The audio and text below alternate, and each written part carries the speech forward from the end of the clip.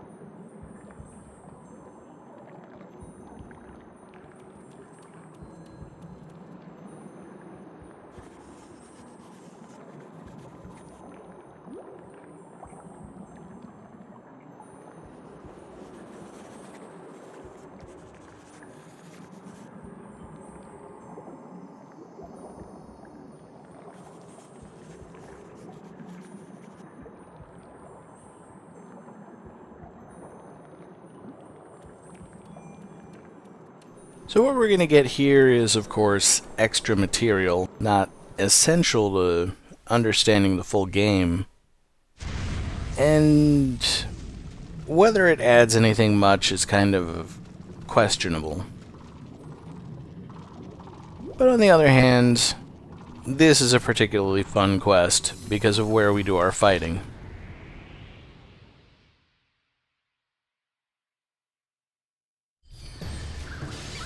Yep, we're back in the Cursed Village fighting areas. And this time, I know how to deal with Padfoot effectively. Selkie, on the other hand, is still annoying.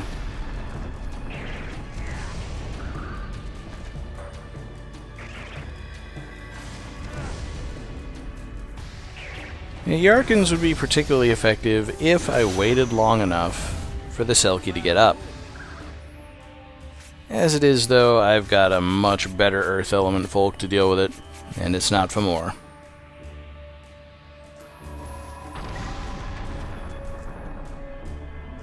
Yet with Habitrat, I don't even need to get close, and I can take it down quite quickly. And then, just like in Chapter 6, we get a whole bunch of crystals that appear at the end. I think some of them might have been there from the very beginning, and I just didn't notice them or didn't choose to break them because I didn't need to. But they go out of their way to make sure these fights are as painless as possible.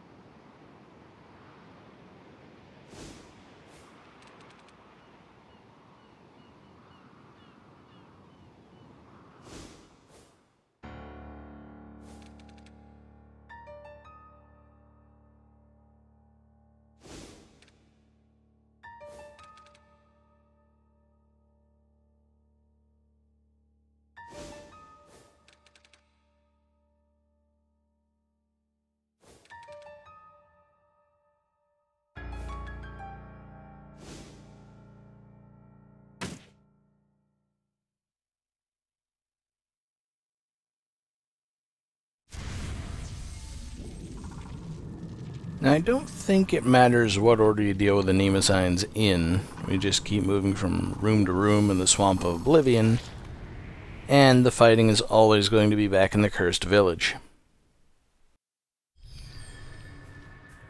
I'm not sure whether they necessarily get more difficult as they go along, but I mean, this one's just a bunch of Puka and Berlachen. And yeah, I'm probably going to be overusing Langalan as time goes on. But it really is the fastest and most effective way to take out almost anything.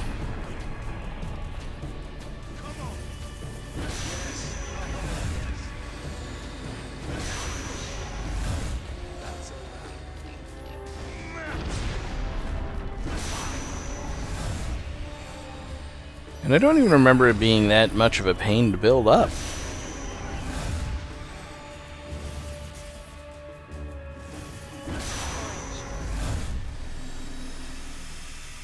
So that's 2 rooms cleared, and to nobody's surprise, those were the easy ones.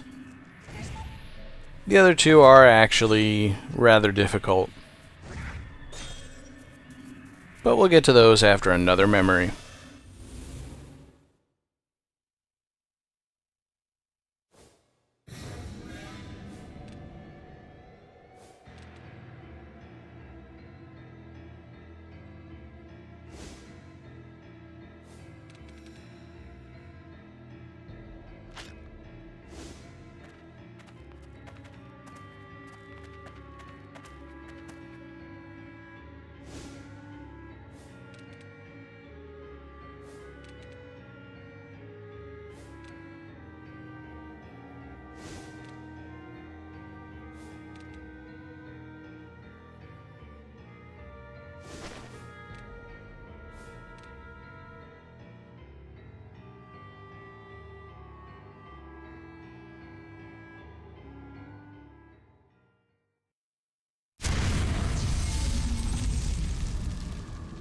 So basically things we knew happened, but we're seeing them from a new perspective, which gives a little more detail, I suppose.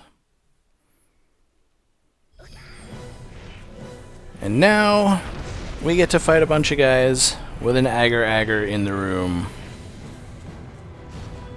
Not the most pleasant of fighting conditions, I think. So of course, I need to try to just fight whatever's not hanging out near the agar so that I don't risk accidentally hitting it.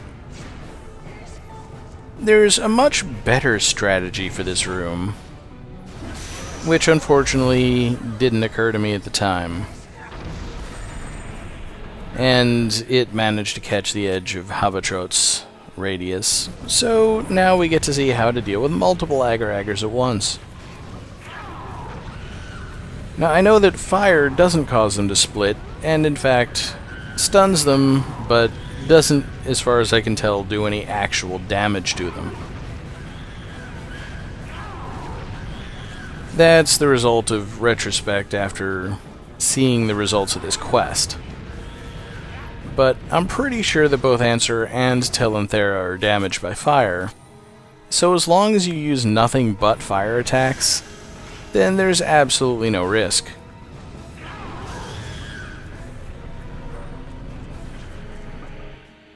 And I've got some decent fire attacks, you know, I've got Agapanthus.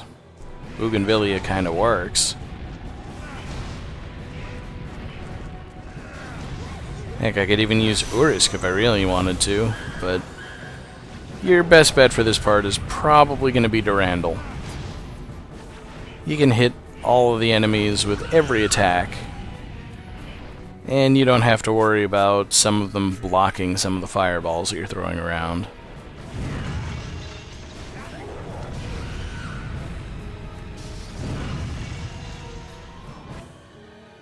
If you're just trying to freeze enemies, Prota's usually going to be your best bet.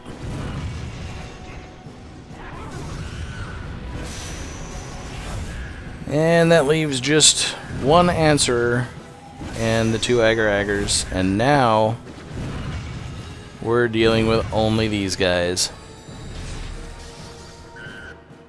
I really don't think Gladiolus is the best choice, because it's using up way too much of my MC with every attack. Gotta go with the classics. I think Gidyarg has always been my basic go-to folk for the destroy element. And the problem is you can't continue to damage agar while its red id is out. Fire doesn't seem to do it. I guess you could wait for it to wake up and then keep using destroy element, although that, as you can see, is rather a risky proposition. If you really want to kill one of these guys, I don't think you can do it. I've never managed to kill an agar outright. And if it won't balance quickly enough... There's some of the easier folks to capture among the special captures, but you've really got to freeze any other ones that are around before you attempt to capture one. And I managed to run out of MC just at the worst time.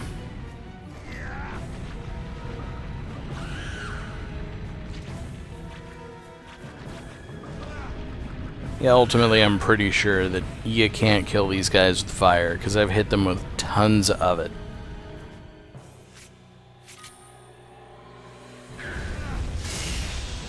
Afank, good for spreading around ice power.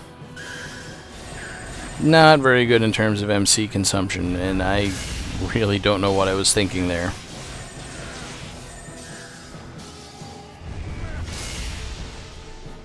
Your best bet is just to go for the capture at every opportunity. And if they manage to get through and hit you, oh well.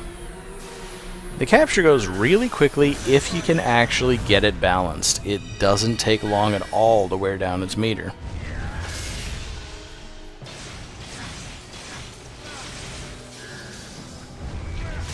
Trying to even things out a little bit, although I don't really know whether the freezing or the red id is the longer lasting of the two conditions. And I'm not sure I really want to try to get both red ids out simultaneously. But once you manage to get it centered, that's as long as it takes to capture it. So now I'm finally back down to just one. And all I need to do is pick the right elements. I guess I could have used Amaryllis, but that's really going fancy for no reason. Alright, finally done. And here you can see what Proto's range is. It's not great, but it's sufficient in most cases. I don't think you really have any really long-range ice attacks.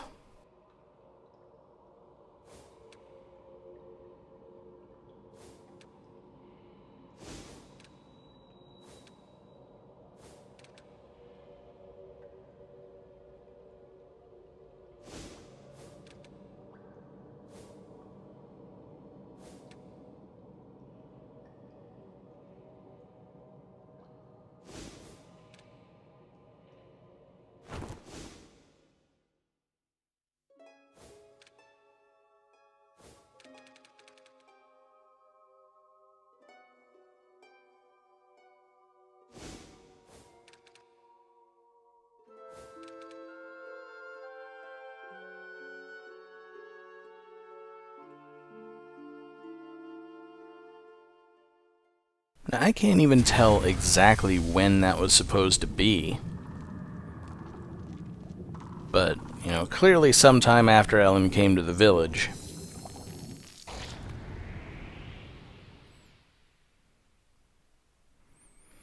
And now for our final fight, we've got 2 Barghest and 2 Gladiolus. Yeah, this is a rough one. Because you don't have the option of capturing any of these guys until you're down to just 1. So you really need to pick the effective destroy and fire elements you've got, and use whichever one you can against the folks that are actually in front of you at the time.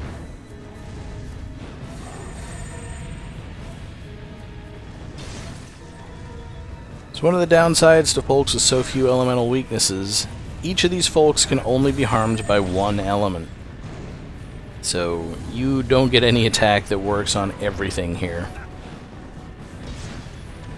And Randall, of course, likes to fire off in almost random directions.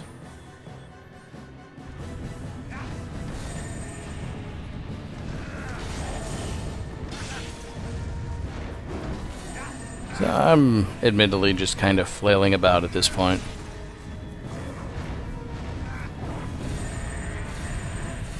I suspect the Barghists will be easiest to take out, but I'm through leaving anything to chance, and this is why I didn't use Transcension against the agars. I might have been able to kill one or two of them if I had, if, again, that's even possible. But this was really just about weakening some of these guys. And I think that Gladiolus took my entire fire attack and none of it got through to the Barghist.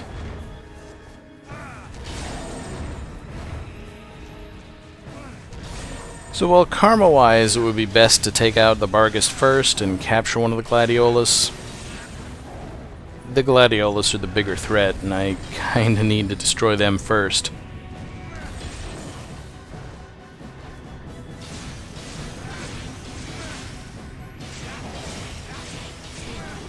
And there we go. Now it's just Barghist. I can just throw fireballs at them, keep them at a distance. And at last, we're done with the actual difficult part of the quest. The rest is pretty much just cutscenes and dialogue.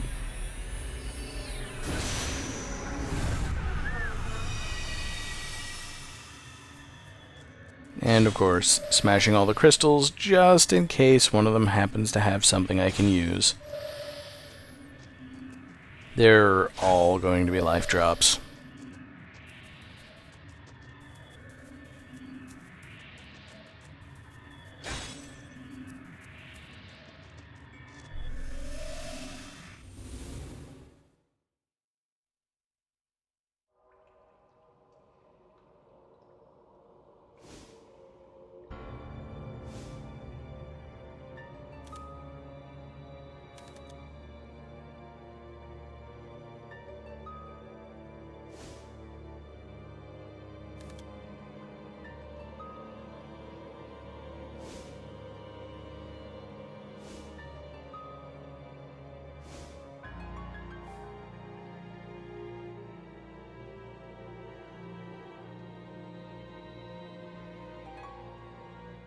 Yeah, that one didn't give us anything new.